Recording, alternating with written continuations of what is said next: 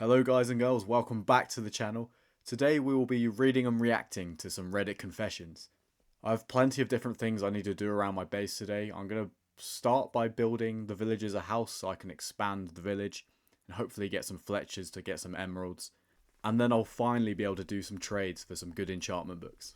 But before we get into our first confession, if you could all hit the like and subscribe button and comment down below, that would be great. But without further ado, let's get into the first confession. I spat in my art teacher's coffee during class and watched her drink it. This happened so many years ago, as I'm an adult now, but my art teacher was horrible. I still recall how she used to treat me till today. I had severe acne at the time, and one of my classmates stole my self-portrait and drew red dots all over it. When I showed her, she laughed.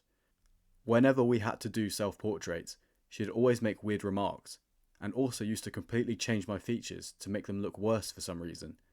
She turned around and I spat in her coffee. It felt nice watching her drink it. This art teacher sounds like a nasty bit of work, really. That's such a violation if you're doing a self-portrait and she just makes it look worse. That's horrible. Spitting in the coffee's probably a bit too far, but I guess they got their own back. Let's get into the next confession.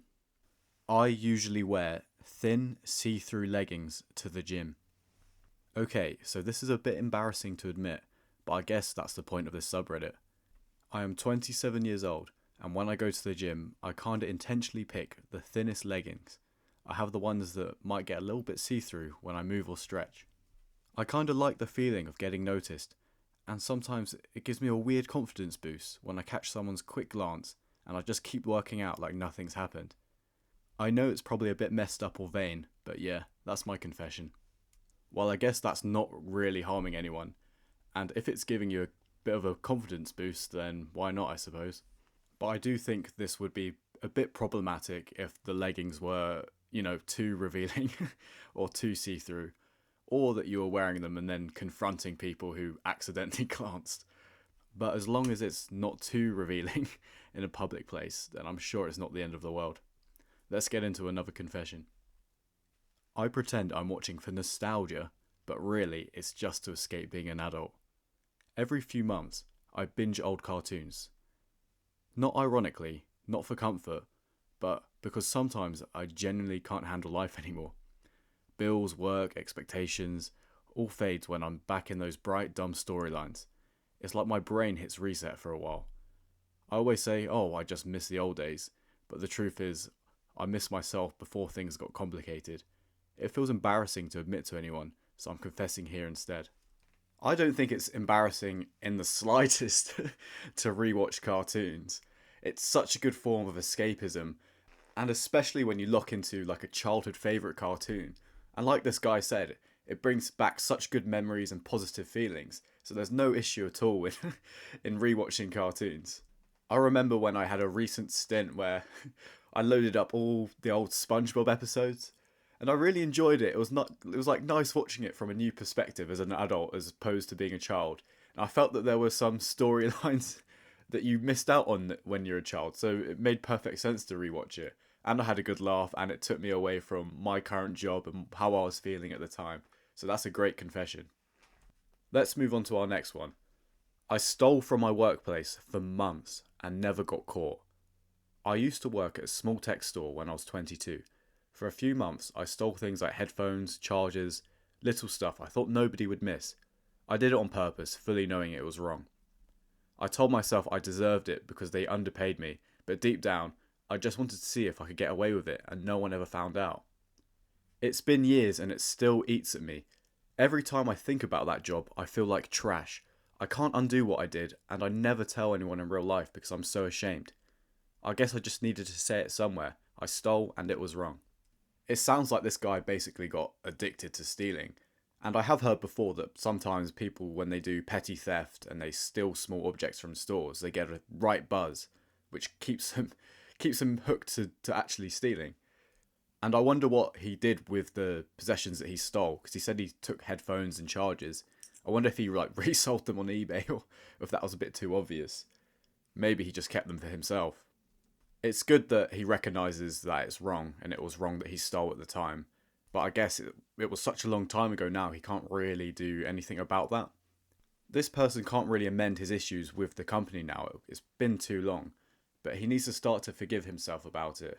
And maybe what he should do is he should donate tech goods to like a home or a shelter, or maybe buy some extra food and donate it. Just do maybe 3 times as much as what he stole in the first place, and he'll start to feel better about it. Let's move on to the next confession. I always take the biggest slice when no one's watching. Whenever there's a pizza or a cake around friends or co-workers, I act polite. I act like I don't care which piece I get. But when people turn away, I'll grab the biggest slice. It's not that I'm greedy, I just can't help myself. I feel guilty later on, but I still do it every time. I think it's very likely that the co-workers or your friends would probably notice that you're having the biggest slice, because everyone's always aware of which slice is the biggest.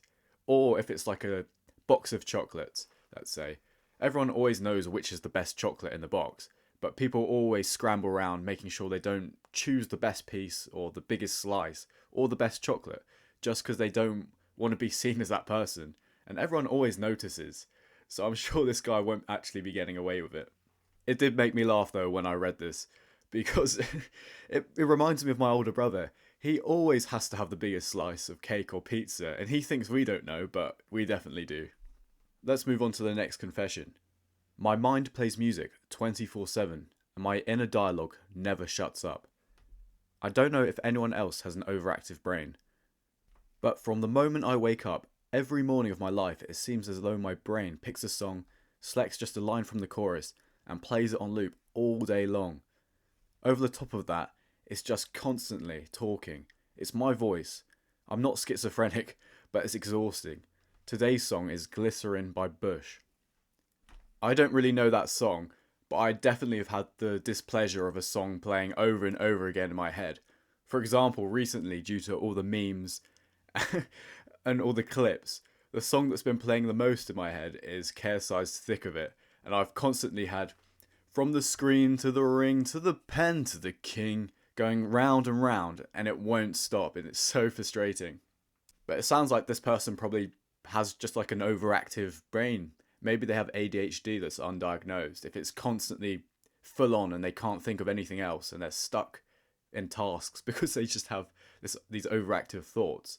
Maybe they have undiagnosed ADHD. You never really know. I'm 26. I'm tutoring 4th grade math, and I forgot my times tables. I graduated college but went the humanities route, and I genuinely don't remember my times tables. I made it to calculus in high school. It's not a big deal. I can relearn them fast, just embarrassing kinda. Guess I'll be relearning them again with the kids. I wonder what that moment was like when they were teaching these kids, going through the times tables, and then it was what is 7 times 8, and they just completely blank out. It's not hard to relearn times tables, but it does take a bit of rhythm, a bit of time, and I'm sure they'll be fine. But that would have been a very funny moment for whoever was in the class to think, oh, my teacher actually has no idea. My teacher has no clue about their times tables. But that's not the end of the world, and I'm sure this person will figure it out fairly easily. It's not too hard. Let's move into the next confession. I pretend to fall asleep early just so people stop talking to me. It's such a dumb habit, but I do it all the time. Group chat's active, sorry guys, I'm crashing early. Family wants to FaceTime, I'm exhausted, I'm going to bed. Then I just lay there, phone in hand, doom scrolling in silence. It's not that I hate anyone, I just get tired of being on. Pretending to be asleep is the only socially acceptable way I've found to disappear for a while without hurting anyone's feelings. Last night I did it again. I turned off the lights, scrolled through TikTok with my brightness low, and just sat there enjoying nobody needing anything from me. It's weird how peaceful fake sleep can feel when your brain's so loud but the world's so quiet. Now, again, I'm sure like most people probably do this, and I think this is fairly acceptable because everyone needs their own time, and especially when it's heading towards the evening, you really want to just zone out and be with your own company. And there's nothing like a cheeky little doom scroll in bed. I think most people understand this now as well, and people have I have different bedtimes essentially for different apps. Like if I get messages on WhatsApp past a certain time, I think people know that I'm awake, but I'm not going to reply to them, and I might be sending them a meme on TikTok. But it means that means it's something I've watched and I want to share with them, but it doesn't mean I necessarily want to talk to them properly until the next day. And I think most people probably have different bedtimes, different sleep times on different apps. And I think it has become a bit socially acceptable now to have your own time out and have your own peace of mind before you go to bed. So I don't see an issue with this. Unless someone really needs some help. There's always an exception to the rule. If someone's desperate for your help or desperate for attention, then maybe you should switch on to them. But if it's not something that needs to be answered immediately, then there's no worry about leaving it till the next day. Let's move into our next confession. I egged my neighbour's house when I was younger and I was not caught. When I was around 10 to 12ish, I remember hearing somewhere that egg yolk can remove paint off surfaces. I forget where. I decided to try it out for myself and threw a couple of eggs at my neighbour's house at night. The rush of throwing it felt amazing, but I underestimated how loud the impact would be, which scared me, so I ran back inside and fell asleep. The next morning, I heard my neighbour complaining to my grandmother about how someone egged his house, but they weren't accusing me, so I felt really bad because they never believed I could do something like that. A couple years later, I moved out with my dad, but the egg splatter smear is still on their wall to this day, and I still have not told anyone. This is quite a funny one because it's such a child mentality. Like he heard that egg yolk removes paint, so the only logical thing to do with that information is to launch eggs at your neighbour's house. How did he come up with that? I have never done anything like this, but I have had the rush of when you do a knock on someone's door and run away. And I'm guessing it was fairly similar to when this guy lobbed the egg and he absolutely sprant back home, probably as fast as he could. It's very lucky he didn't actually get caught. And he probably felt so bad about it for throughout his teenage years. And he just goes home and sees his next door neighbour's house with just egg smeared where it's managed to strip the paint. I do feel a bit bad for the neighbours though, because it sounds like it's been years and they still haven't managed to resolve the egg issue on their house. Oh well. Right, let's move into our next confession. I gaslit my college library out of late fees by returning my own books. Back in college during the 2000s, one semester I took out several books for a big research project. This was back when internet research was not admissible and you needed to properly cite all your sources. School and life got away from me and I forgot about the books for a while. That was until the end of the semester when I got a late library fee in the mail. I think the fees were about 25 cents per book per day, if not more, and I had at least 10 books over a month late. I didn't have any money, and if you had outstanding library fees, you could not get your grade transcripts for the next semester. Instead of sheepishly returning the books and paying the fines, I put the books in my backpack, smuggled them into the library, and returned them all into their correct places on the correct shelves. I then called the library the next day and questioned the validity of the letter regarding my overdue books. The librarian left me on hold for a few minutes and returned to the phone apologising to me that it seemed the books had in fact returned. Library's dues were erased and they didn't even hold back my transcript. I got away with one here. Wow, it sounds like he completely outsmarted the system. He must have been on like a James Bond mission though, sneaking around the library returning the books. And I bet he got a bit of a buzz whilst doing it as well, just like the guy who egged his house in the earlier story. I bet he returned the books, snuck around, and he thought, yep, this is going to work. He completely outsmarted the fee system as well. It would have been fairly expensive. If you think about it, he said 10 books, 25 cents a day, and a month late. So that's $2.50 a day for 30 days, so around roughly $75. $75 worth of fees and no transcript, and he managed just to avoid that completely by playing a bit of James Bond. You do have to feel a bit bad for the librarian though. They would have been frantically running around the library looking for the missing books, just to find them on the shelves, and then they would feel so embarrassed about the fees. So, I feel for the librarian. Let's move on to our next confession. I have scammed McDonald's for over 100 free hamburgers. When you sign up for the McDonald's app, you get a free offer for a hamburger or cheeseburger when you spend at least $1. I learned quickly that you can just log out the account in the app and create a new one very easily. Since then, I have signed up for over 100 different accounts to get over 100 free hamburgers this way, and I have never been questioned. It's so easy to do, and I feel absolutely zero remorse for this. It sounds like he's exploiting such a big loophole, but I guess why not if he's not being questioned for it? And I'm sure the staff at the McDonald's aren't really too bothered. It says in the edit down below that almost every day he buys a coffee for over $1, and whilst he's there he may as well sign up and get a new hamburger whilst he's there. This sounds very similar to what a friend of mine used to do. And in the UK you can get Krispy Kreme donuts, and if it's your birthday you get a free donut. So when we were out and about, my friend would use a temporary email that you can generate and sign up on Krispy Kreme's website and say it was his birthday to always claim a free donut when we were out. And this sounds very similar, apart from the guys actually spending money in McDonald's. So that's quite a funny confession. Let's get into our next one. I sleep for 2 hours every day on company time whilst working an 8-hour day.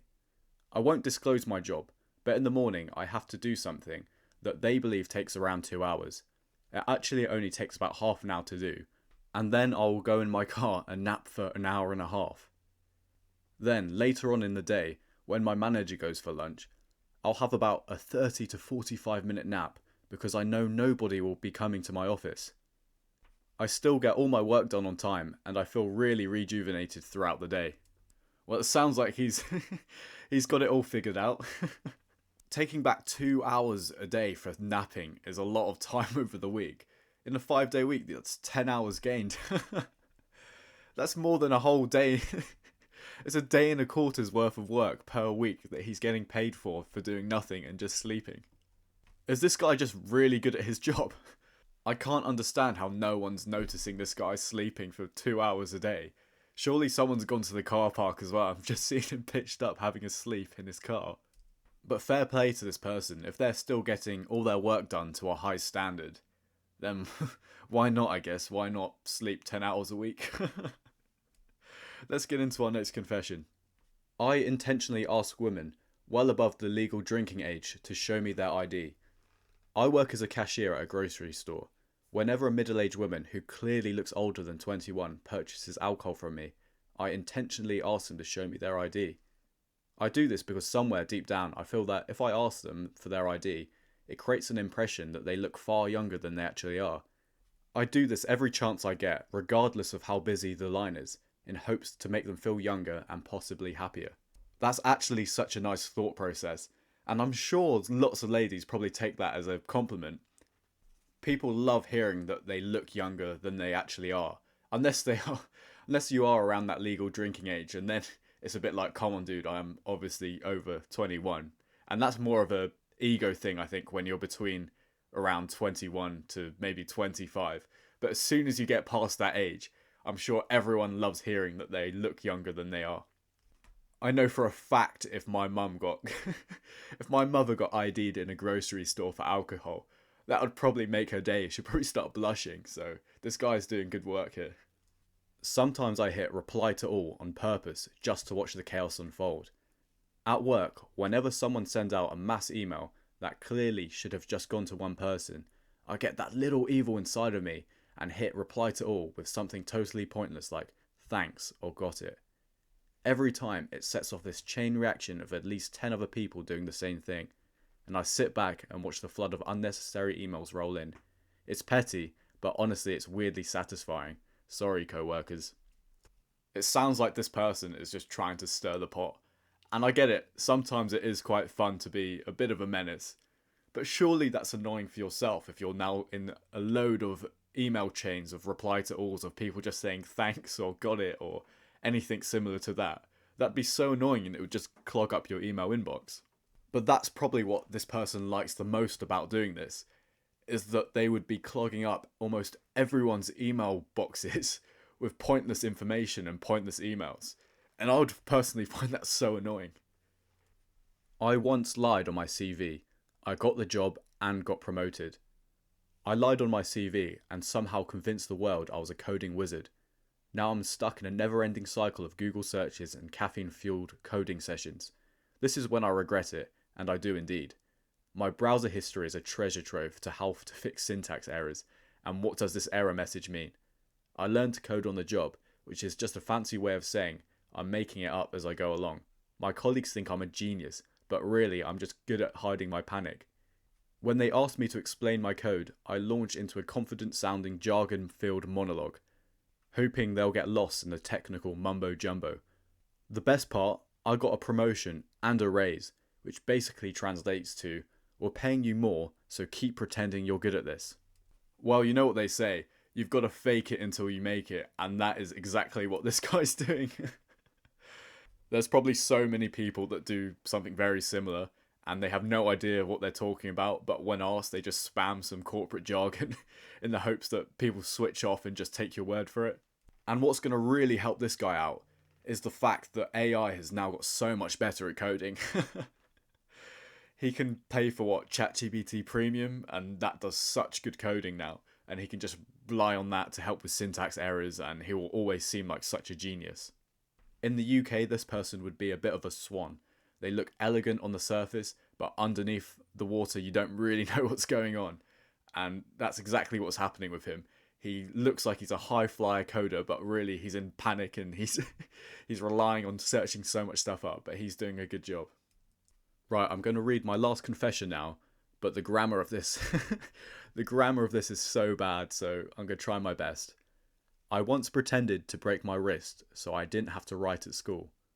Okay, for some context, I was in year 8 and I got tired of writing all these essays and my hand kept aching and it hurt so much after a day of school, so I decided to pretend to break my wrist, and I had a bandage kind of thing that I put on my wrist before walking into school. I would say I can't write and I need to use a laptop to be able to write. My mum and dad never knew this because I would take it off and hide it in my blazer pocket before I got home. The school never called them to confirm that I was actually injured. I don't know why, because that's what they did with everyone else that was injured. But fast forward a few weeks' time, someone asked me if I was actually injured and why the hospital gave me a thin piece of bandage cloth for a broken wrist. And I said to them with a straight face, all confident, it was the only bandage wrap they had left. And somehow, everyone believed it. And I can't understand now because obviously that sounds so stupid. The funny thing was, I would have my bandage on my right hand when I was actually left-handed as well, but again, no one saw that as an issue. Several months passed and I decided it was time to remove the bandage, and I said it was fully healed. No one ever batted an eyelid, no one ever knew to this day, not even my parents. I don't know how this person managed to get away with that for such a long time. Surely the school would contact the parents and ask if everything was okay, or you'd have to go into school with a note from the hospital or from the doctors or anything really. And I also think it would be extremely obvious to the teachers, because if you broke your wrist, surely it would need to be in a fixed cast, not just a loose bandage. Sounds like the school really didn't do their due diligence in this case. Anyway guys, I think that's going to be my last confession of today. I'd like to thank you all so much if you're still with me. Please hit like and subscribe, comment down below, and I would like to say a massive thank you to you all because I'm gaining a bit of momentum now. I've gained a few subscribers, getting a bit more views and some more likes. I'm really cherishing the journey with you guys. So thank you all for watching, thank you all for listening. Please like, subscribe, and I'll see you on the next one.